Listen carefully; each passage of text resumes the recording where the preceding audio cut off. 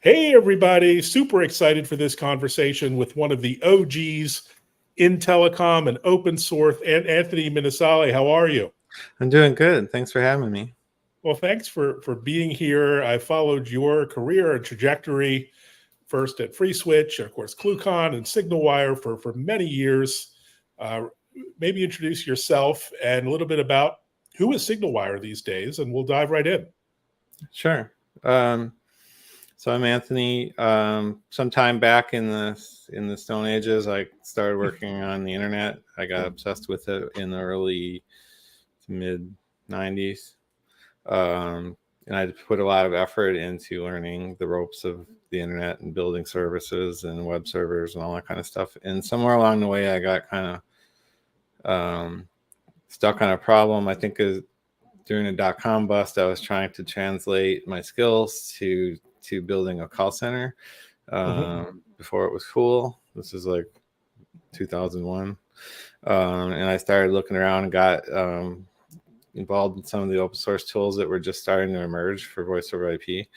And then basically after wrestling with everything I had in front of me for about 5 years, I got inspired to create FreeSwitch.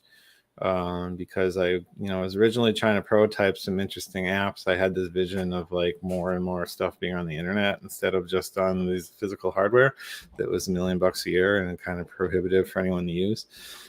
So everything out there kind of had a purpose, but there was no kind of class 5 soft switch that scaled to the moon that was written as software. So that kind of got my niche there and started working on FreeSwitch.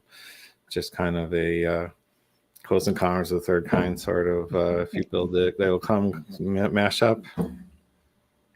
Yeah, and open source still is being slowly but surely adopted in telecom. We're maybe one of the last holdouts in our industry. So let's fast forward specifically to SignalWire. What is the mission at SignalWire? Maybe how is it helping disrupt, and you would probably say revolutionize, the telecom space? Was that your original goal at SignalWire? So the goal for SignalWire was essentially FreeSwitch, being a very powerful software platform, is still has a pretty steep learning curve, and it's very low level, right? So I think we spent a very small team of people nearly 13 years polishing FreeSwitch before we thought of making SignalWire. And the main goal at the time was that it sort of reached its, say, pinnacle of scalability and stability.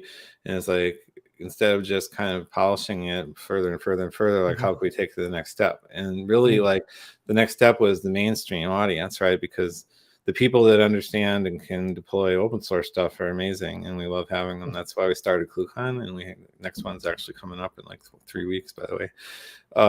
But we had this conference and all these people, and they're all great, and they've built lots of stuff. And there's probably a good $5 billion in money minimum, like just from the exits that were attributed to people building business on FreeSwitch. There's a lot of big logos that are attributed to it, but like, it's still not the mainstream, right? Like, you had to be. You had to have millions of dollars, have a big engineering team, had to fully understand the code, had to know how to do DevOps really well and deploy and everything. And like, also you had to build like a lot on top of it. It's really kind of just like an engine, right? So we were starting to see that like some of the things we were solving, other people are turning into, say, like what we call the CPaaS industry, which is a way to make that stuff more accessible. The first generation of CPaaS was really kind of based on the same technology that frustrated me into making FreeSwitch in the first place. So I thought like the second generation ought to follow suit. It would make sense to take all the complexity and power in FreeSwitch that most people don't even touch the surface, and make it accessible, through modern ways, through the cloud, being able to use keys, integrate with other SaaS tools, etc.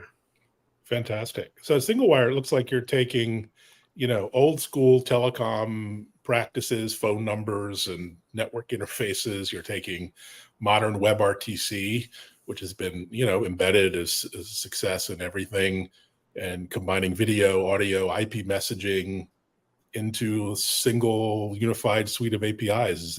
Is that kind of the high level picture at SignalWire, or what am I missing? That's the beginning of it, yes. Uh-huh. Because we obviously can do that with ease because we are the Mhm. inside of most things that do that. Mhm. Probably if you touch something that has some kind of network-based phone call, that I probably wrote some of the code, depending on what it was. Very cool. But now these days, there was a bigger goal back then that we're finally starting to realize, and it's mostly tempered by the speed of the internet. The internet is sort of like the driving force behind what we can do, right? And like being able to trust, right now we're using the internet to have this. And the beginning, when FreeSwitch was new, you would possibly be able to do this. Even from your house, you wouldn't even have that guaranteed one or 2 megabits it takes to have this video call. So the more that started to happen, the more it unlocked the possibilities to be free from just physical phone lines as the only lines of communication, right? So like calls can start and end inside of web browsers, from mobile apps. That they can be on a phone, but they don't have to be using the phone's phone service. They can actually go through the internet of the phone. Basically turns your TV or your refrigerator or anything that has microphone speakers into a communication endpoint. So trying to normalize all those things into one so that you can, build a gateway, and I like to call it UCAS ass, because it's like Not another acronym, please. Yeah, double UCAS. So UCAS is already like, what does that mean? But like taking that, and so like some of the stuff we make possible, like this, whatever app we're in here, StreamYard, we make all the ingredients for it. So if you wanted to make your own, in your programmer, you could embed a video in the page and like connect it and use a bunch of events to create a platform and make you in control and all that kind of stuff. During the pandemic, we actually used some of our tech to host a whole bunch of live events for people that couldn't do it otherwise, before the kind of explosion of trying to make those things took off. Using telephones that are not quite the normal kind of telephone paradigm anymore, but still all the part you need, like a large volume of calls, redirecting the calls, having agents that answer the phone, and being able to do call queues and all that kind of stuff. Yeah, very, very cool. And even this app, StreamYard, was acquired for, I think, $250 million. So these are big dollars, as you no doubt are aware, for these kind of services.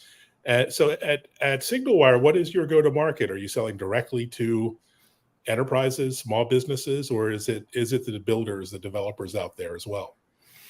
So we started out in the beginning, basically selling the pay-as-you-go for your classic features, phone numbers and minutes of messages and all that kind of stuff. And then we're slowly evolving the rest of our vision. So even though we started the company with this bazooka on our shoulder, we're still a new company. So we have to, we don't have a ton of funding right away. So we're building our way through it. So we have a product-led model, where basically you can come in as a developer and use all of our different APIs together to build an application. And as we mature, each couple of quarters, we release more and more, say, low-code or hosted services that kind of allow you to create lots of applications without a crazy amount of infrastructure, because some of the early CPaaS industry still expected you to write a lot of code on your side, and basically just a delivery mechanism to send calls over to your,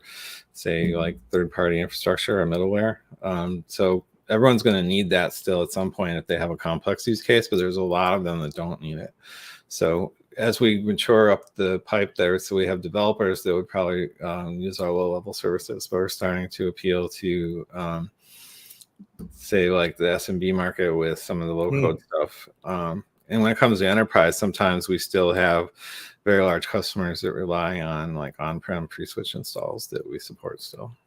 Interesting. That's there's never one enterprise that's the same as the next. Everyone has pretty unique requirements, and you're pretty unique. I mean, you're a software engineer and an entrepreneur. You're sort of like, an airline, you'd be, the captain of the airplane. You're also a mechanic fixing the engines. How does that work? That some interesting challenges to manage both sides of the house. Yes, that's actually pretty hard. More or less, learning how to scale was important. Mhm. Sometimes it's very surprising, but complex software is often made by a small group, usually. Mhm. Like even inside of Google, like all of the WebRTC engine, there's like a handful of Right. people. It's a team, according to Jeff Bezos back in the day, right?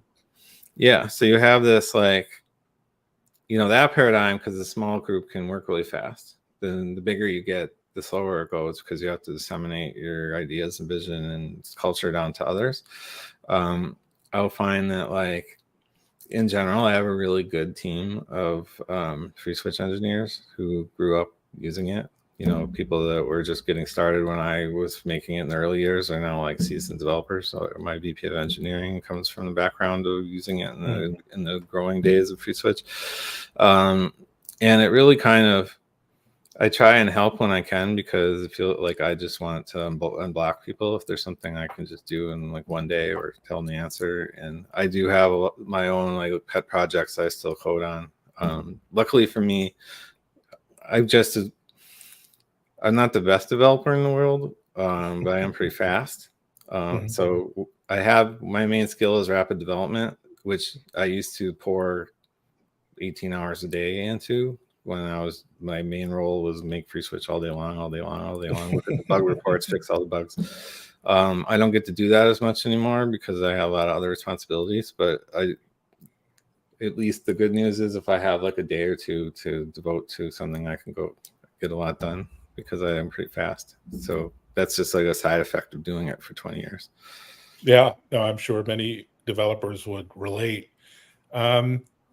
When it comes to open source, I mean, let's talk big picture. Of course, open source is everywhere. It's a phenomenon. It's only gaining traction. What does the future look like from your standpoint for open source? Lots of controversy around certain areas, vis-a-vis Red Hat, for example, and some of the moves they make. Do you have a philosophy of open source and how you see it evolving over the next couple, 3 years? I think so. I mean, I've had a strange philosophy about open source the whole time, I would say, like, because it's kind of an interesting topic because it gives you this false impression, if you're not super familiar with it, that it's like tricking a community into building software for you. That's one of the misconceptions, that you're just going to start it and then all people will come and make it for you. Or that it's just a bunch of free stuff that you're supposed to use in order to make your product work better, and then cut your cogs by using it free, and there's not going to be any downside to the fact that you have to hire experienced people to do it, and then if they leave, you don't know what you're doing anymore. So like those are misconceptions about what it's for. And also like, there's a very, very strong group of people that think open source is specifically to make sure that all software is completely free. So I have some of that. I do have lines where I believe that software makes sense to not be closed source.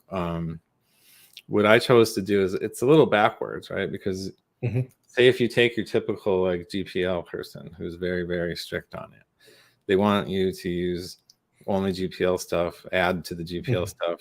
There's a rule that keeps you from using it for anything commercial, and that way it keeps it all free, and that's all great and everything.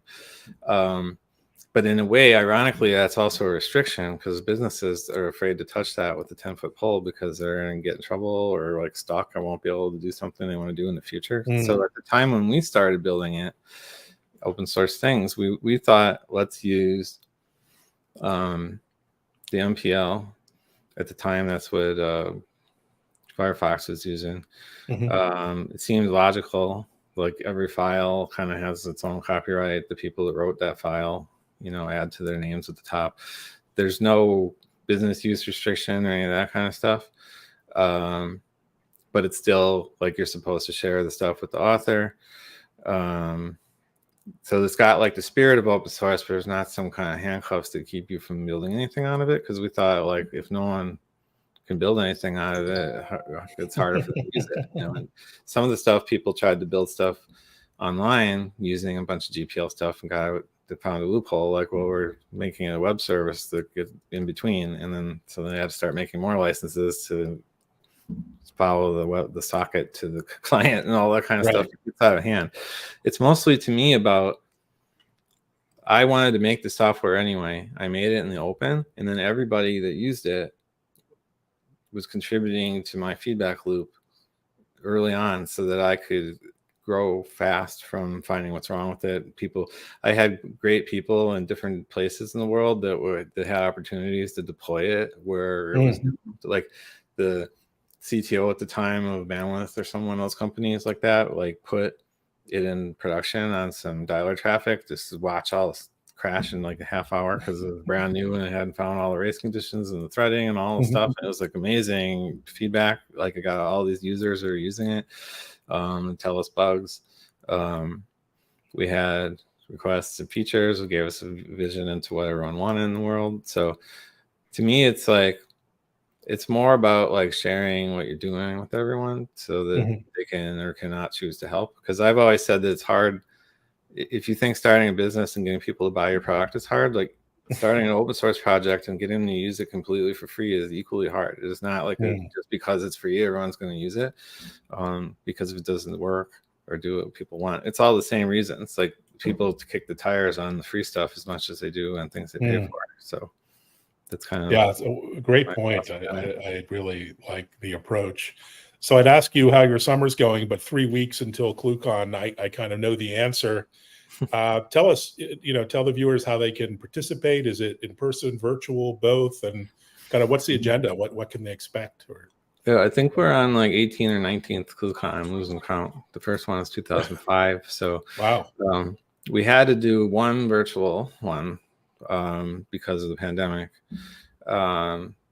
But we have had it in person again the last couple of times. This one's completely in person, but we do broadcast it. So like if you follow FreeSwitch or ClueCon on Facebook or something, one of those platforms, we broadcast the URL during the time. Fantastic. It's much better in person. Basically, it's like a really one-track conference, so it doesn't have like a million rooms all over the place. Like everyone sits in one big room. They all have laptops open. They're all working, but they're also listening to each other talk about what they built. There's very technical talks that are like people showing like things that you want to learn about as far as how to deploy different things in infrastructure, components, and cloud stuff. And then you get to hang out in person with all of them. It's sort of like, for me, in my everyday life, I can walk around, the 10 miles from my house and not really find anyone that's going to want to talk about the same stuff. You go to ClueCon, it's like Galapagos Island for developers. Like everyone wants to talk about it, and they all have a week off from what they normally have to do, so they're all excited. And there's a lot of nightlife, and so it's been going on forever. Fantastic. Well, yeah, I have to get involved. Well, it's super exciting. What's your, can you talk about your roadmap or your vision of the future? I know the future is tough. Everyone is AI all the time now. You must be looking at all the tools out there yourself. What are you most excited about when it comes to the future of AI? And I'm excited about the AI stuff because it kind of took everyone's mind off the Web3 stuff that was coming before that, which was like a misfire as far as I'm concerned. But maybe I'll be wrong about that. But like the hype on AI is a bigger importance, because I think it is, to me, like, having lived through the advent of the like accessible computer and then the internet, the AI is like an equal force to that. Like clearly, like taking things and turning people into milkmen overnight, right? Just washed away. Things and it's not a bad thing. It'll give us something better to do and different things to focus on. But some things that we had to do that were much more cumbersome or reduced. So when I looked at it, especially once they cracked the nut to start being able to scale it and deliver models that you could use, at high scale, really fast streaming models. So like I put it towards telecom and like, what are different things that could use this for? One thing, it's like internally, we can diagnose issues faster. Like the same thing, you'd stare at a SIP trace for 5 hours. We have a tool we built that'll like tell you the answer right away, and you still have to know how to fix it, but at least you don't have to waste like an hour figuring out what the problem was. But then when it came to like end user stuff, something I had been working on for years, going back to like, I don't know, as early as there was a FreeSwitch, being able to make IVRs, right? And IVRs at the time were press 1 for sales, press 2 for support. Sadly, still are the same, mostly. And Hasn't come too far. one of the early things we achieved was people could replace those expensive things. There used to be a whole device just for that, and all of a sudden you could deploy like a rack mount computer that could do 100 of those at once. And then we started like, can we do it with voice? So we started, using recognizers and TTS. But then it's like a robot. Nobody really liked it. It would just be like very, the classic, like you can say this or that, and then you say something, and it's even more annoying than pressing 1. And so, yeah, just call Walmart if you want to hear an example. Like they have like the most annoying IVR I've ever heard of. But we need a list, a top 10 most annoying IVRs. We need to start naming and shaming, because these are big firms. These aren't like your local dentist you can kind of forgive. But yes. So I had this kind of framework. Basically it's like I have this robot built that all it needed was a soul. And like the AI gives the soul to the robot that we've been working on forever, right? So using some more ingenuity and engineering, just like cranked out the ability to harness the AI and give it a job. Basically, you put it to work, and you can define it as, say, like a virtual assistant or a personal assistant or something taking notes or after hours call center, like all the kinds of things that you might do with an IVR. Only you're not stuck with the waiting for it to say it's robotic stuff. Like it basically adjusts to whatever you say. And that's kind of been a holy grail for a while. Like when I started SignalWire around that time, there was Dialogflow from Google, and that thing was the coolest thing there was. Like, you could tell it 30 ways to say different things, and it'll like be able to understand it. And then like companies could build some kind of device, like a conversational flow to get you to the end. Like that just gets made into like, that's overkill now with the stuff that we have. Like you can actually create that like with a few sentences. You don't even have to tell it all the different stuff you can say, because it already understands you. You basically have to narrow down the field of what it can do. And one of the most important things was, because we're a CPaaS and we have all this power free switch underneath, and then all of the other kind of microservices and things that we built at SignalWire, we can actually make the AI bots execute those things. So the bot can transfer the call to anything, not just to another phone number, but to another like registered agent on a system, over to a room that could drop you into a different IVR. So you can transfer everything around. You can basically do anything that an original IVR did, which is very important for security, because like if you were making an AI bot and you're like, tell me your account number, you don't want to be sending it to the AI cloud, where who knows what it's going to get trained and your number is memorized, and it's going to say your number randomly to someone else some other day. So like some of that tainted info like can't be sent to the AI. So using the function, we call it the SignalWire AI Gateway, swag. So like it'll allow you to temporarily drop into one of those more traditional IVR experiences just long enough to like say the important info. So like, let me get your account number, and then you would have like a more normal IVR that would call as a subroutine that say like, please enter your account number. And as soon as it got it and it verified it, and remotely it would send a cookie basically back to the bot, and it would trust you that you're authenticated or whatever, without having you tell it anything. Because you got to kind of treat the bot like you would an employee. Like, how much can it, even less, like you can't trust them with anything important. But also that unlocks the ability to do like interface to almost anything that has an API on it. Like we have some demos that will like tell you can say your address and it'll prove it's real, and then tell you the nearest restaurant, or like you can do like collect data that you want. I think we have one example that's an after hours answering service for an appliance place, or like my plumber help, my pipe broke or something, one of those kind of things. It'll just ask like 5 questions and then collects it all and post it, and then someone will get a text. It can text you as the user while you're talking to it, and all kinds of cool stuff like that. So wow, someone please build this on top of SignalWire for me. I need a more intelligent virtual assistant here. So this would be a killer app that I'd pay a lot of money for. Well, thanks so much, Anthony. Really great chatting, and congrats on the extraordinary vision and success. And I'll be definitely dropping in on the stream at ClueCon.